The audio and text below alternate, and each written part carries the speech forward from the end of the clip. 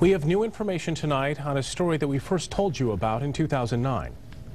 We got him running up and down the street here. Is he on drugs or medication, or what's the deal? Matthew Bullock died in his East Grand Rapids home after getting tased by 2 East Grand Rapids public safety officers.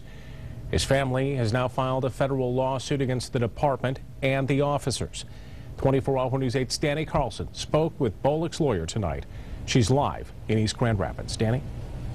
Brian, the lawsuit was filed today in federal court, and basically what it says is that the 2 East Grand Rapids Department of Public Safety officers who tased Bullock back in 2009 violated his constitutional rights. You run, I will shoot you. I will shoot you. Lay down. The use of tasers in this case was excessive, which we think escalated the situation with Matt. Bill Mills says their investigation reinforces one thing. Matt Bullock should have been alive today.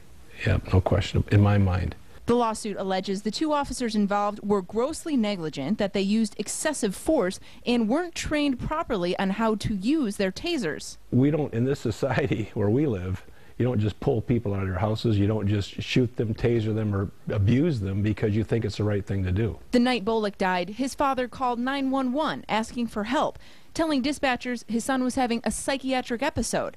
Police told us at the time that Bullock punched one of the officers in the face and ran before he was tased.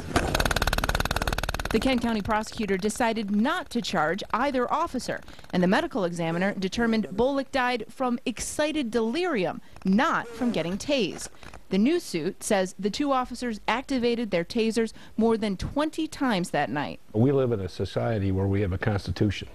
This isn't Iraq or Iran. We have a constitutional principles, and people are held accountable to those principles. And it became very clear that what happened to Matt should not have happened to him or to any other person in our society. And that's why Mill says his clients are pursuing this case, even though they do want to move on. I have never once heard from my clients anything about money. It's always been, let's get the story straight.